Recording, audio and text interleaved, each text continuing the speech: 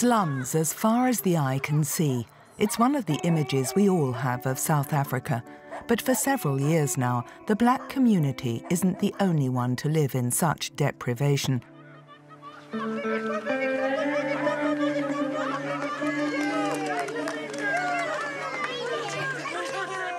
Pango is one of the 80 squatter camps in the country, which are exclusively inhabited by white people.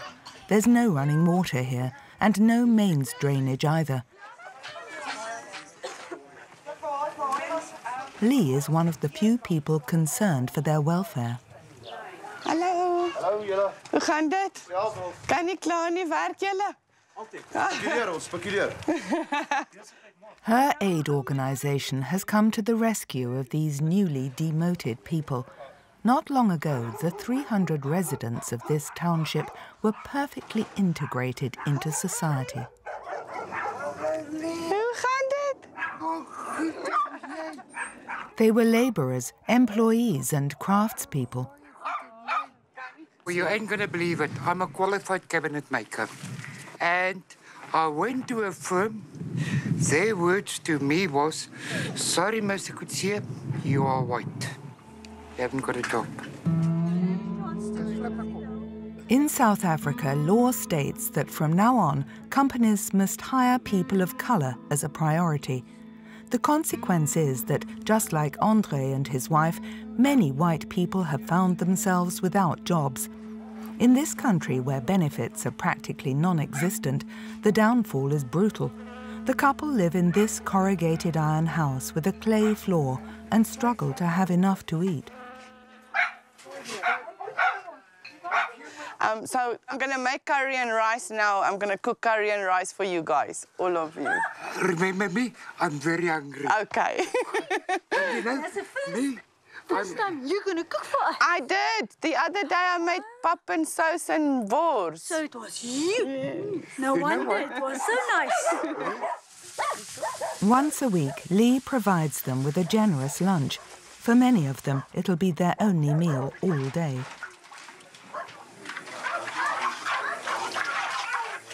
Is jy honger? Ja. Well, how many people are you doing cooking? Well, we're going to see for the children, let the children eat first. I'm going to try and stretch it as best I can with what we've got. But usually I can feed about 50 to 100. Rice and then with the little bit of meat and sauce. And they're like eating meat every day? No, this is a luxury for them. They don't eat meat every day.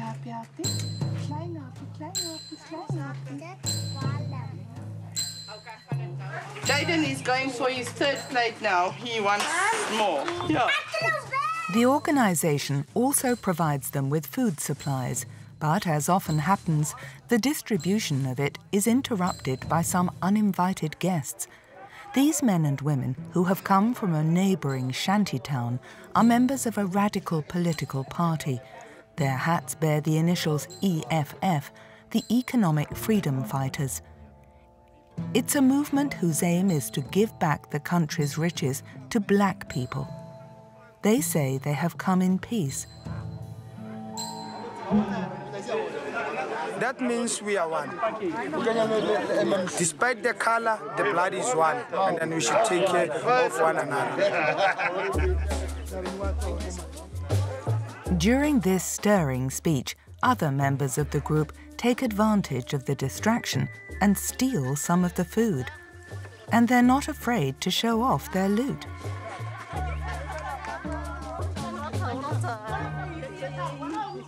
They just came in here and took the poor people's food. You saw. We all saw it. He saw it. But yet we must not say a word because they are the ones that are previously disadvantaged, so it is owed to them. And we have to do restitution. And you say it's the same as us. We are one blood, so we are all the same together. You are an international journalist, my darling. He'll say that. He's politically correct. They will never, ever admit on camera what's going on. Never. So what's going on? What's going on is reverse apartheid. On the southern tip of the African continent, this country has long been famous for its racist regime, apartheid. In the 50s, Afrikaners, descendants of European settlers, were in power. This white minority enforced extremely strict laws to oppress the black majority. People of colour were forced out of city centres and penned into huge ghettos. They were seen as lower-class citizens who didn't have the right to vote or the right to move freely in the country. This regime lasted until the start of the 90s.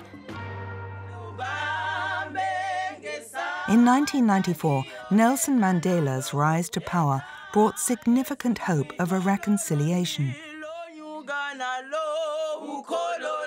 Never and never again shall it be that this beautiful land will again experience the oppression of one by another. A new South Africa was born. It opened up to the world. Today, millions of tourists come to discover the beauty of its landscapes and its natural resources. But behind the picture-perfect appearance, 95% of people of colour are still waiting for change. More than half of the country's 55 million inhabitants live under the poverty line. It has one of the highest crime rates in the world. In the city of Cape Town alone, there's an average of 7 murders a day. And no one is safe.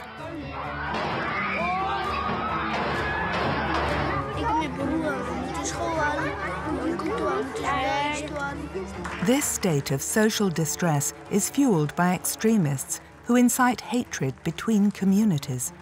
If they want to be reckoned as civilized people, then they should act like civilized people. Neither side is prepared to compromise. This is the most popular politician in the country.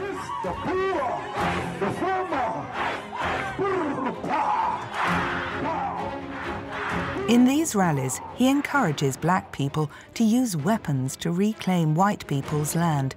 It's a resurgence of racial tension which is raging all the way into the countryside.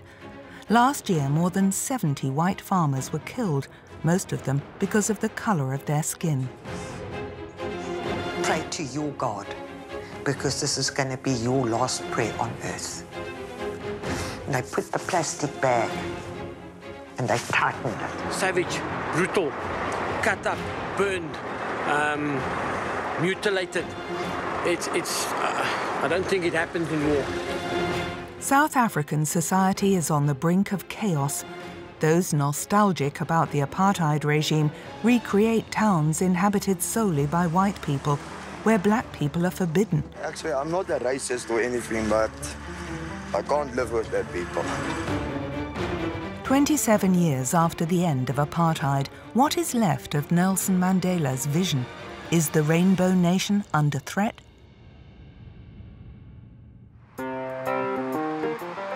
In the very south of the country is Cape Town, the economic capital, with its 4 million inhabitants and breathtaking surroundings. Mountains jutting out into the Atlantic, fine sandy beaches which stretch for kilometres. A trendy, cosmopolitan vibe that entices more and more foreigners to move there. A surfer's paradise, or at least for the most daring ones.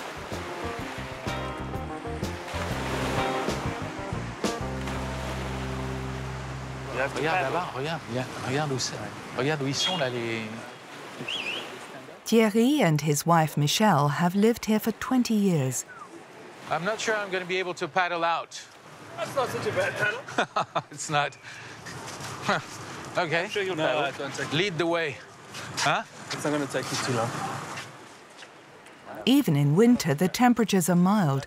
Thierry and his friends surf here all year round. It's an idyllic lifestyle for this ex-Parisien. Il y a tout. On a la montagne, on a la mer, on a les vignobles. Important, les vignobles. Une ville sympa aussi. Une ville très sympa, qui est devenue de plus en plus sympa. Today, more than 4,000 French people live in Cape Town. But 20 years ago, when Thierry and Michel came here, they were pioneers. Nelson Mandela was president at the time, and the country was in dire need of a fresh start. Nous, quand on est arrivé en 98, on nous regardait d'un drôle d'air en disant qu'on était des fous furieux. Tout le monde partait, c'est-à-dire la plupart des Blancs inquiets de la tournure des événements en Afrique du Sud voulaient partir avant que ça devienne un autre pays africain, comme ils disaient. Donc quand nous, on est arrivés, on nous posait des questions de savoir mais pourquoi vous avez quitté la France, vous êtes fous, avec la criminalité qu'il y a ici. As for Thierry, he saw an opportunity. He set up a production company, which today is thriving.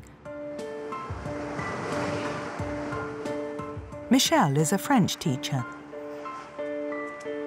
The couple live at the heart of this residential neighborhood, in this large house. Tu voudrais un petit café? 300 square meters, modern decoration, a spacious living room, a swimming pool, and best of all, a stunning view.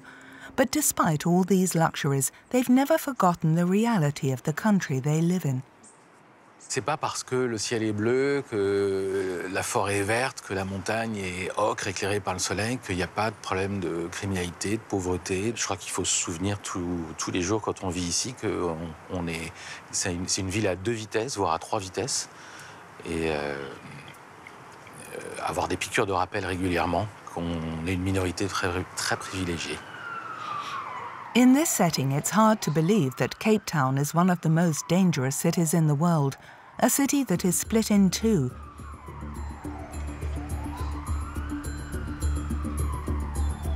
This mountain acts as a natural border.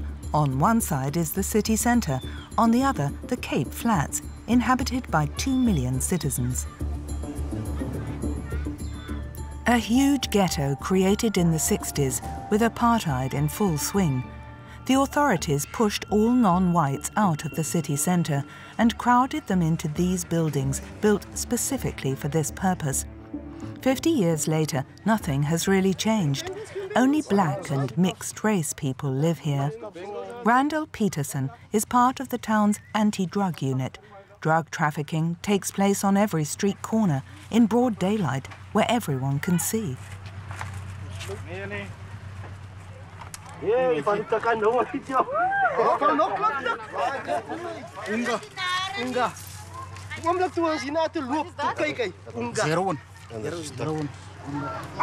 Gangs reign over the Cape Flats. With 2,400 murders a year, that's a staggering average of 7 murders per day.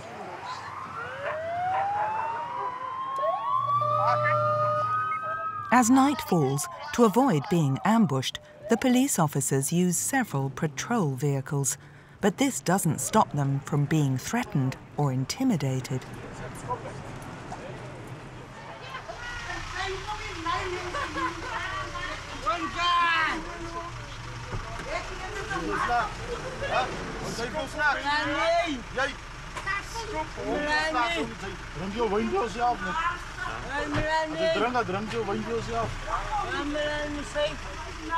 In this area, belonging to a gang is so normal that no one hides, not even from the police. Alerted by cries, Randall and his colleagues spring into action.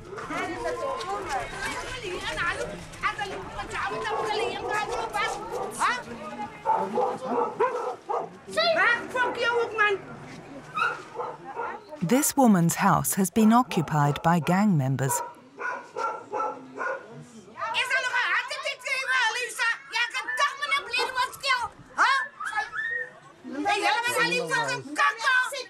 They use our property to come and smoke, to come and put their drugs, to come and put their firearms. And she doesn't ever say, because they gang members.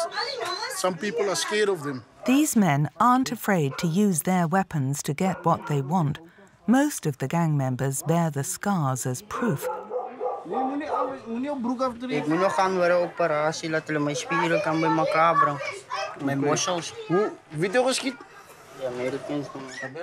The Americans are the rival gang. This man is part of the Hard Livings gang. He's even got the name tattooed on his skin. It's a hard living. And you can recognize him. This is the flag they use, the British flag.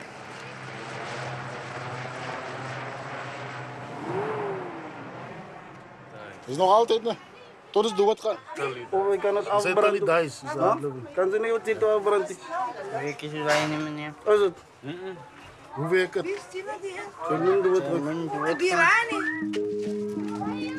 To leave the Hard Livings would be to sign your own death warrant. Specializing in drugs, prostitution and racketeering, the gang is one of the most powerful in the city. It has over 1,000 members, a small army which, according to Randall, fights around 20 other gangs for control of territory. Like for instance, what can I say now? You see young Dixie boys. Dixies. The territory is marked with a gang name. You get some clever kids that side, get some HLs this side, you get the Americans on the other side, fighting against each other for drug territory. On these streets, the police are suspicious of everyone, no matter their age.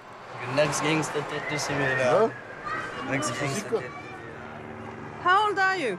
I am 16. You're young. Some of them are 12 years old, 12, 14, 15 years old. You don't say there's nothing happening because they're young. Yeah. We tried to chase the young boy, he was 12 years old. We thought it was someone, an adult. The day we caught him, we saw he's 12 years old. He was the shooter. He's shooting, and when he's finished shooting, he's coming back to the blocks, he's playing with the kids. Randall and his colleagues are under no illusion. Their role is often limited to occupying the area.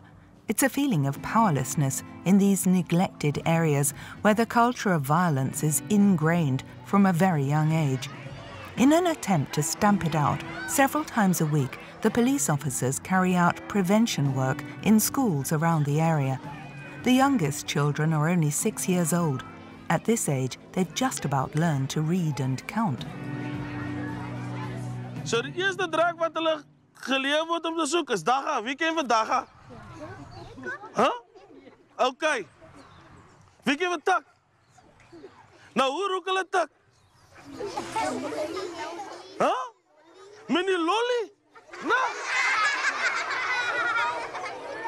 Ja. So niemand van julle Takkie? Huh? Okay. Dan die ander draak wat ze gebruik is heroin. Unga. Wie ken vir Unga? Huh? Nou, hoe roek hulle Unga? Huh? They are so young to know already drugs. Yes. But they know already. Yes. And I asked them how they use the drugs. They know the equipment, everything they know. So what is that? It's either it's being used at home or in the presence it's being used. Examen doen? The children are often traumatized by the violence they see. As these recent images show, the settling of scores between gangs in their areas takes place even in broad daylight, right between the buildings, in clear view of very young children. Around here, you have to learn how to survive at a very young age.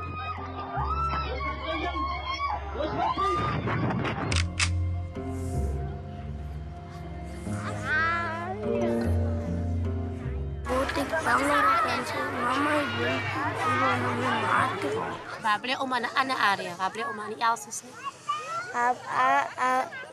Ook aan niet karaat. Ik ben mijn broer, we moeten school aan. We moeten lijst aan. For Emma, their teacher, nothing can stop this social determinism, neither the police nor schools. And they have hope for the future. I don't know, let's just laugh about that one. No. No hope. Maybe. I don't know.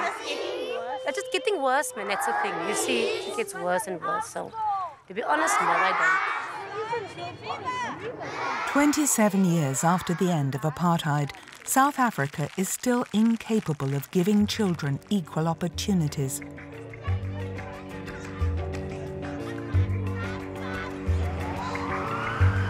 The country still suffers from huge inequalities between black people and white people, particularly in the world of work. 70% of management positions are still held by white people, although they only make up 5% of the population. In order to combat this, in 2003, the government put in place a radical scheme which company bosses are strongly encouraged to adhere to. Alors, c'est ici qu'on tourne. Alors, Thierry Cassuto, the Frenchman who lives in Cape Town, is the head of a film production company. Alors, il y a les décors qui sont sortis, mais vous voyez du matériel, le fond vert, les lumières, les caméras sont rangées.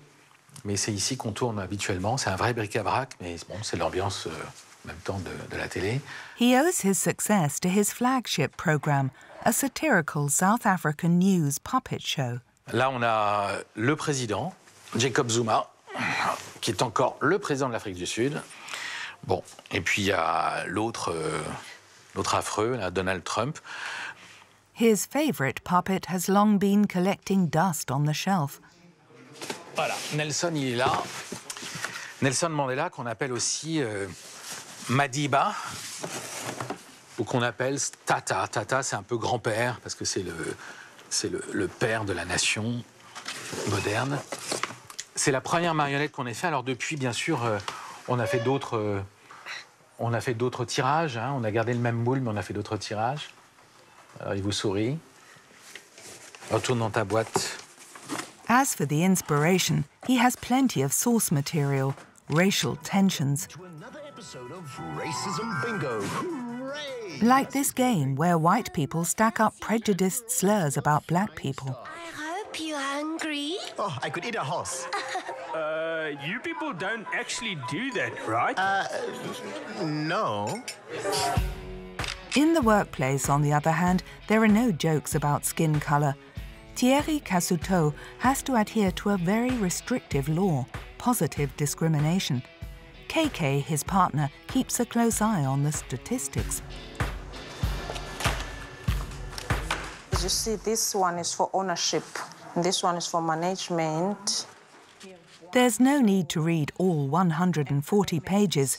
In the first few lines, it sets the aim out clearly. Each time a position is given to a black person, the company earns points. In your board, you have to have black board members with voting rights. You get 2 points. Black female board members with voting rights, 1 point. Black executive directors, 2 points. Black female executive directors. This point system is no trivial game. The less virtuous company bosses risk heavy sanctions, fines of up to 10% of the business's turnover, and they could even be sentenced to up to 10 years in prison. Ce que j'essaye de faire, c'est de recruter les gens les plus compétents et à compétence égale, j'aurais tendance à donner le poste à quelqu'un qui a été plutôt défavorisé. Quelqu'un qui est noir, en fait.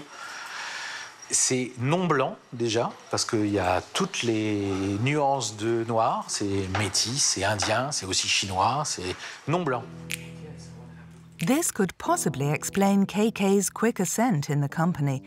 She started out as a cleaner, then became an accountant, before becoming Thierry's business partner. It goes without saying that in her point of view, there are only advantages to this law. We can go and be everywhere, be anything that we want to be, without being questioned. We as a country, we are progressing, and we are trying to see ourselves as one unit instead of black, white, colored. White people and people of color working together, it would have been unthinkable just a few years ago. Although black people remain largely discriminated against, this law has allowed a minority amongst them to reach the middle class. But don't be fooled. In South Africa, the majority of wealth is still owned by a minority of white people. However, for the least qualified, positive discrimination has had a devastating effect. Deprived of work, 100,000 white people are said to live below the poverty line. Often, their only source of income comes from begging. They're rejects of their own society, left to crowd into huge shanty towns. Back in Pango camp, Adrian Erasmus, who's 56 years old, spends his days traipsing around this red land. There's one lady there. We can first go to this lady. She always call me, then she's check what I got. Hello, Opa. Adrian is a second-hand goods dealer. His customers are black people living in the area who are a little richer than him. He sells them clothes and trinkets he has collected.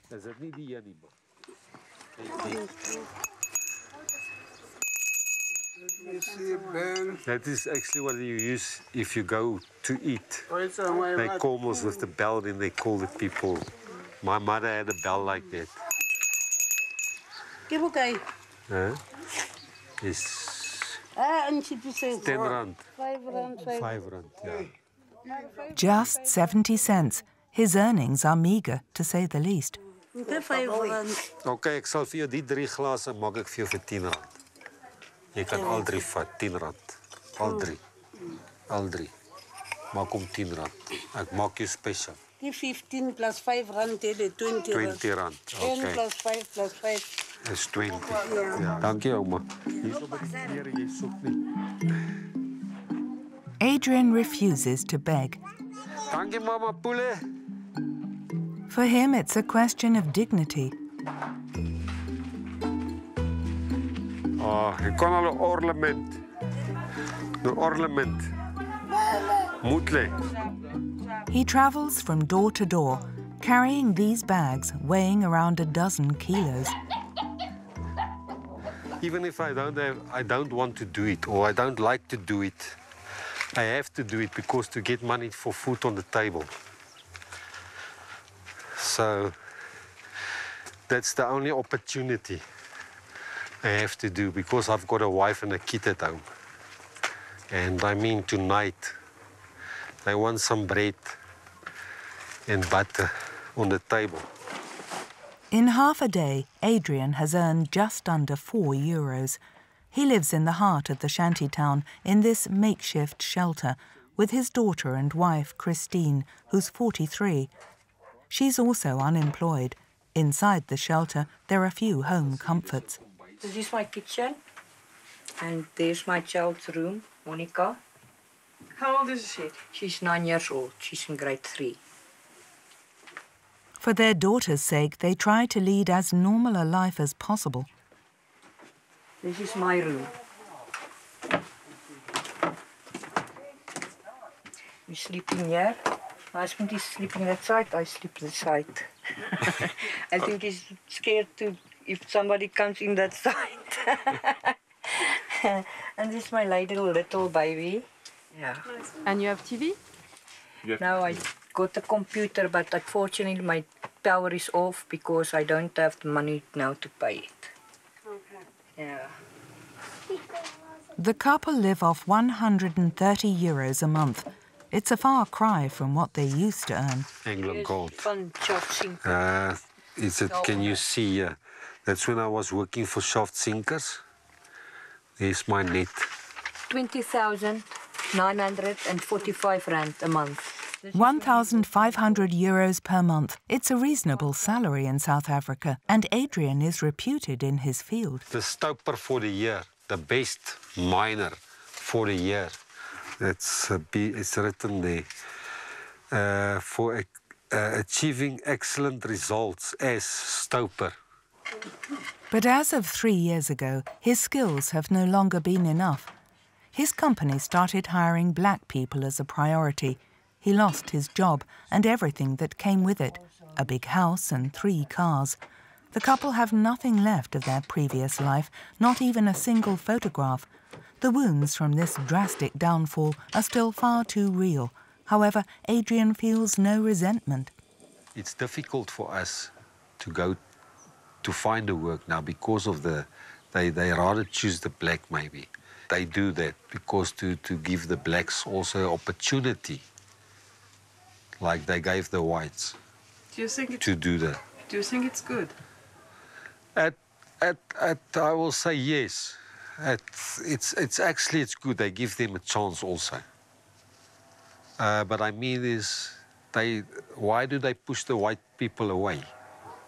Because if they don't put him off, then we don't have to stay here. I could have stayed in my house where I was.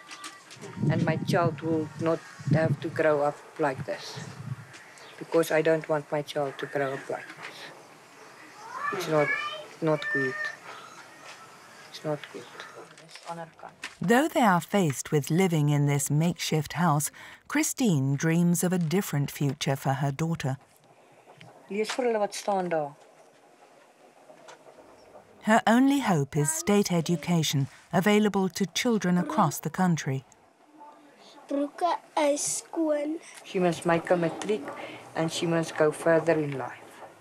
If I took the courage and go and learn further, I wouldn't be here. In this new South Africa, white people also have to fight for their place in society.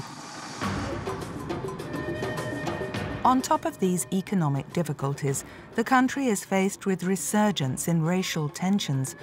30 million black people still live in poverty and are desperately waiting for their lives to improve. The ANC, the party founded by Nelson Mandela, is still in power, and many say it's not doing enough to help them. Go, mama! Go, sharp, sharp! At the age of 27, Fish looks after people's cars for a few euros a day. Thank you, Bosso. Thank you, Bosso. Thank you, Bosso. Sir? He gave you something? Yeah, he gave me something. It's like 250. For a while now, Fish has had renewed hope. One particular political party is unifying this long-oppressed majority in their anger.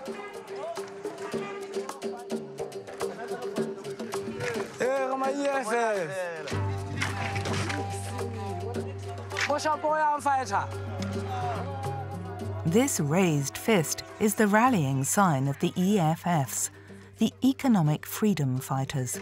This is EFF. A populist movement that incites resentment between communities. Those white guys or white people, they are still love black people. They are another one, they don't want to see us. Even when I pass, like here, he's just doing like, why he's doing like that is something I'm smelling bad, or I'm just a rubbish thing. I don't know. It's not equality. We want equality, maybe it will be okay. Juju is Julius Malema, the party leader. According to him, white people have stolen the land, and he'll stop at nothing to give it back to black people. If you have land, you have to do this, but just on a big space. Would you like this? I would like this, but I have a small space. Is that he's representing hope for you, Julius? Very high hopes for me, for Juju to be there. Tomorrow is tomorrow. Tomorrow, if you can win this, I'll be happy. The man embodying the hopes of this young generation fills stadiums. Like on the 30th of April 2016, when 40,000 people filled the stands, all dressed in red, a nod to the workers' overalls. Julius Malema, a charismatic leader, gets the crowd going. This is for you, the unemployed South Africans. This is for the oppressed black nation. Founded only 4 years ago, this party is already the third most powerful in the country. First inspired by Marxism, the movement's focus has now shifted. Its ideology is based on discrimination against white people. This party is not advised by any white man. This party does not take money from any white man. This party, it is formed by blacks. This party, it is led by blacks. This party will change the lives of black people. This promise is to be realized in part by the repossession of land, and as these images from previous rallies show, he's not afraid of calling upon his followers to take the land by force.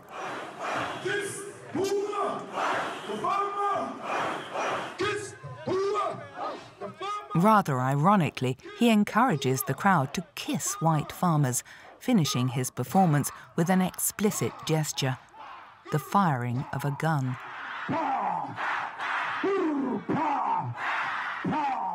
The gesture is repeated enthusiastically by the crowd.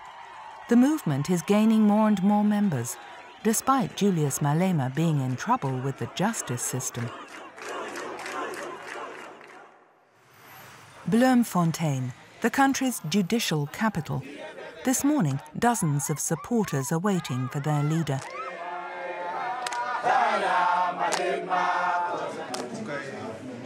Julius Malema has been summoned to court for inciting public violence. He risks being sentenced to up to 10 years in prison, but he appears rather calm. His trial has been ongoing for 3 years already. Ms. Malema, you stand up, please. Your matter is remanded to the 27th of October. This time, as before, the case is adjourned. This leader is so popular that no judge seems to dare to sentence him.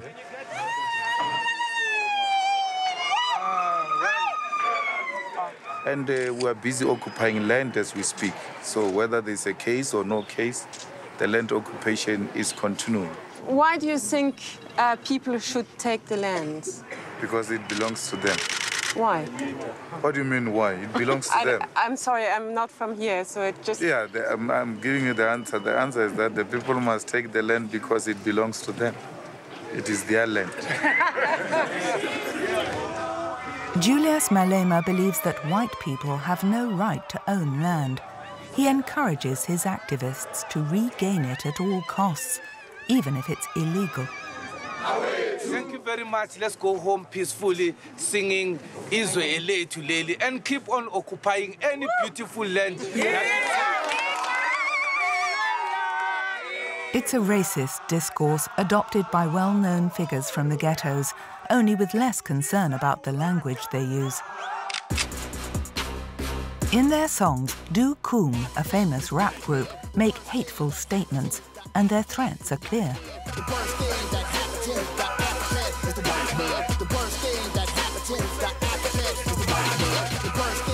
This clip shows the kidnapping of white men. In another, they encourage the burning of farms.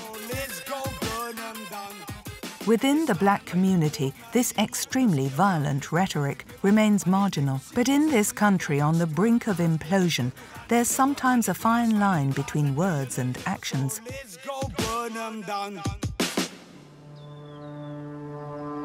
The majority of South Africa consists of vast expanses of land, and 75% of the owners of this land are white. In recent years, farmers have regularly been the target of attacks.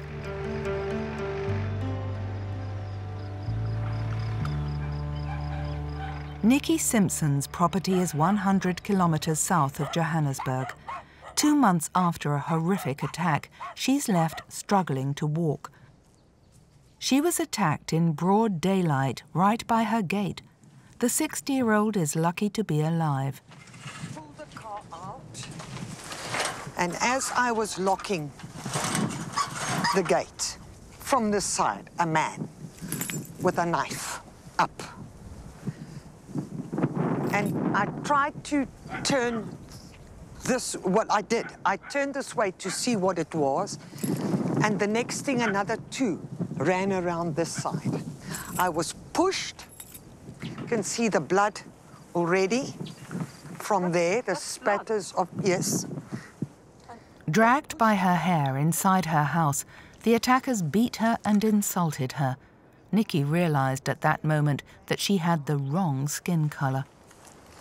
Were they saying something at that time? Oh, yes, swearing.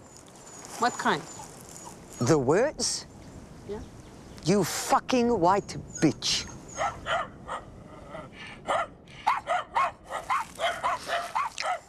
Her attackers are 3 black men. It's a classic farm attack case. They happen every day in South Africa. These CCTV images show the attackers' technique. Small groups of men break into houses armed with guns or knives. They're not afraid to threaten the occupants to get their hands on all their valuable belongings.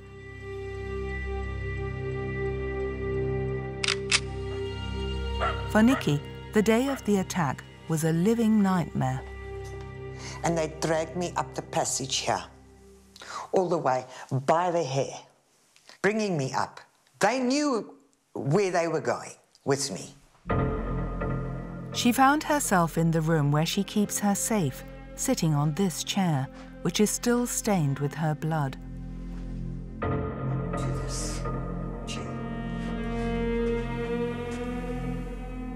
So I said, but what are you actually looking for? What is it that you want? And they said, money, lots of money. Then he came around and he said, I'll show you now. He took the knife and he started peeling chunks of my skin out and pushing the knife. And he put it into my head, the tip of the blade, the knife. Nikki refuses to reveal the code to the safe, but the attackers have only just begun with their cruel torture. And he said, I'm going to show you now what I'm going to do with you to make you talk. And he just walked across, and I was sitting like this, and he just took the bore machine, the drilling machine, and drilled through there and through there. And I had no shoes on. I'd already lost my shoes outside. They had come off. So he put the driller in your feet? Clean through my feet. After 6 hours of torture, they finally give up. You had better pray to your God, because this is going to be your last prayer on earth.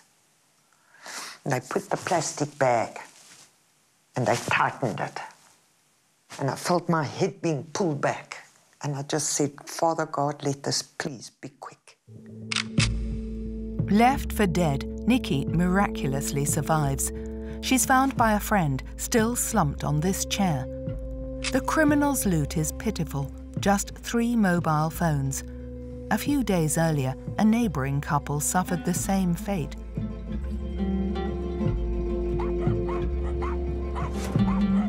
But money isn't the only motivation. As these images show, all the victims have been tortured. According to farmers, these attacks are of a racist nature. Their aim? To terrorise white people into giving up their land. Last year, more than 70 farmers were killed. In most cases, the murderers are never found. It's an impunity which has pushed citizens like Trevor Roberts into forming militias to defend their patch. I'd also like to just ask, where's the young guys here tonight? If you can, maybe the young guys, just stick your hands up. Every evening, along with other farmers, he organises patrols. He also makes use of the services of security officers equipped with war weapons. Criminals are much more organised here. That's why we need these things to protect ourselves. You see, all the officers have to have a sidearm, and then they carry either a shotgun or machine gun. And the guys we come up against, they carry the same stuff. So that's what we need for protection. Even this ex-serviceman, who has served in Iraq and Angola, is shocked by this onslaught of hatred. Savage, brutal, cut up, burned, mutilated. I don't think it happens in war. I've been in war before. I've never seen it in a war. The atmosphere is so tense that at the first sign of trouble, Trevor mobilises all his men. All right. They've got an intruder in their house right now. Guys, are we going to go? Yes. Yeah. Right, let's go. Right.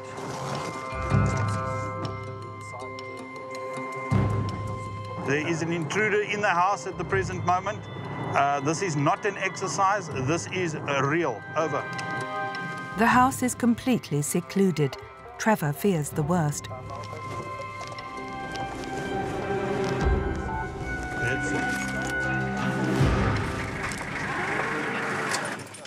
What did they say? I'd rather speak to Rocky. Is Rocky there? Yeah. All right. Okay, guys, just... Fortunately, it's nothing more than a household accident. This lady's gas stove exploded. Rocky? It's not an intruder, which we're obviously happy about. All right, so it's a false alarm. A little further away, they come across some worrying signs.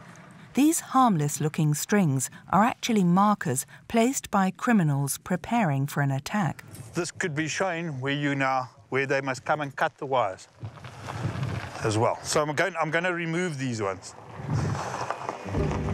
In this vast expanse of land, patrols rarely arrive on time at the scene of the crime. Faced with this threat, in the space of 5 years, 20% of farmers have abandoned their land.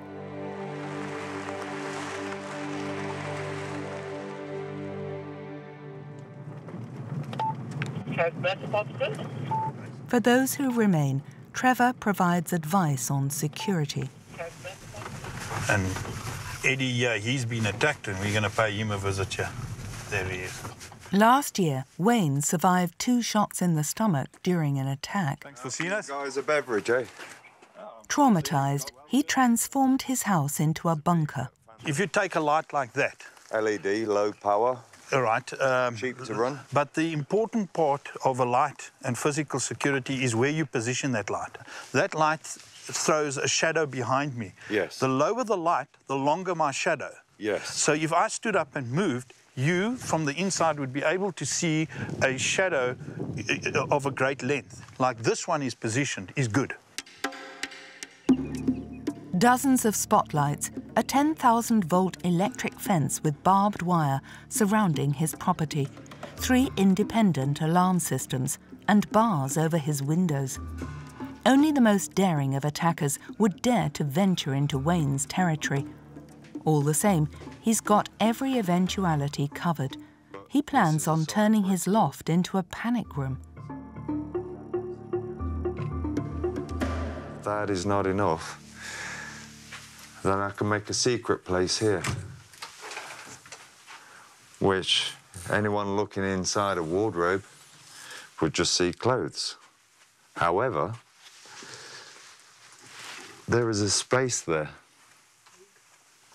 which I can board up and make it look like there's nothing there. For most of us, it's an inconceivable way of life. Approach the lock, and that's it. You don't feel like being in prison? I don't know what you mean. No, not at all. The last thing I want to do is make this place look like a fortress or a military base. It still needs to be a home. In this climate of terror, Wayne's life will no longer be the same. For others, the violence infecting the country is a blessing. In South Africa, midday on Saturdays means it's time for a barbecue. On the menu today are sausages, but not just any old sausages. Call it something else than boerewors. Boerewors. It's a registered trademark of South African tradition, boerewors. A sausage named after the Boers, the descendants of the first Dutch settlers. But this is no relaxed picnic in the park. Everyone here is nostalgic for the apartheid regime, and they proudly wear the symbol of the old South Africa. That's also the vierkleur, but with the orange band at the bottom, it means that we're in a struggle. We're in a struggle for our language, we're in a struggle for our life. Are you afraid to be in South Africa? I'm not afraid of anything. I'm ready. Ready for? for whatever comes. These people believe that a civil war is on the brink of breaking out between the blacks and the whites. Protected by armed men, Andre Beitenbach is the leader of this movement. His aim is to create an independent state where no black people are allowed.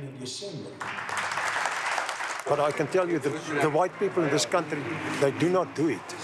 If the train is late, we do not put the train to fire. And if the buses are late, we don't put the buses on fire. And if we are unsatisfied with the services delivered, we don't start throwing stones and burning tires and those kind of things.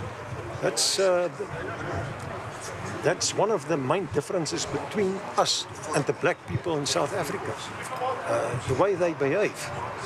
And it's not us that have to change our attitude. They have to change their behavior. If they want to be reckoned as civilized people, then they should act like civilized people. So we are not civilized. Well, they must demonstrate that they are civilized, then we will believe that they are civilized. It's an openly racist rhetoric. For Andre Beitenbach, the thought of everyone living together is impossible, and he's not content with simply speaking about his views during meetings like this. Along with other Afrikaners, he has already built the state he's dreamed of. An hour and a half north of Johannesburg, at the end of this road, is a border post. But we're still in South Africa. To get through his checkpoint, you must fit strict criteria. Morning. Where are you going to? Danny de Beer. So everybody has to give the name. Welcome to Kleinfontein, an enclave stretching over 800 hectares, surrounded by barbed wire. Hi. Hello. Good morning. Danny de Beer. Danny de Beer is in charge of showing us round. You can't walk around here without a guide. This is our own little memorial garden. We've only just set foot inside and the tone has been set. We're welcomed by a giant bust of a very controversial figure, Hendrik Verwoerd. Father of apartheid. And you walked right into that trap. Why Hendrik Verwoerd is always called the father of apartheid is because he enforced the law very, very strictly. He's not dear to us because of apartheid. He's dear to us because he thrived for Afrikaner independence. As a symbol of racial segregation, this bust was removed from all public spaces in the country, but it's found refuge here. Kleinfontein came into being in 1992, a year after the end of apartheid, when 50 pioneers founded this town reserved strictly for white Afrikaners. A local grocery store. You can get something to drink, cigarettes, very important. Afrikaners smoke, you know. Same here, I can walk into the butchery. This way is a restaurant with a beautiful milkshake. Cooks delicious. Next door is our own financial institution. Amanda Marlies. I walk into my bank. I transact in my language. 1,300 people live in Kleinfontein. Whilst many of them work outside of the town, others help to ensure the autonomy of this microstate by raising livestock and cultivating the land within the walls. According to our guide, it's not a racist organisation. Their sole mission is to protect their culture.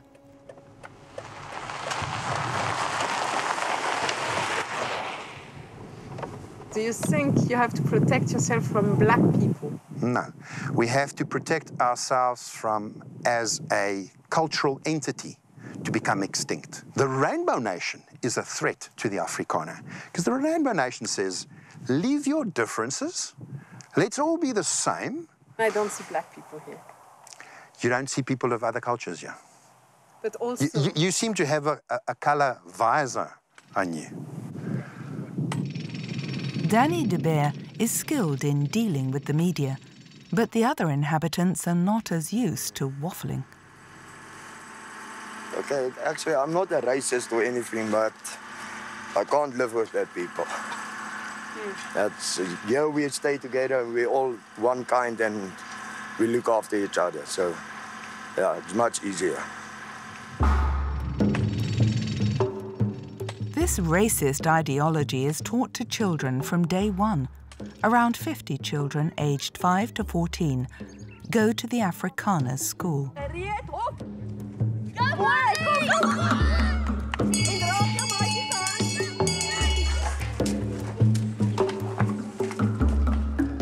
Dorothea Steenberg is responsible for the curriculum here. Her job is to write history textbooks.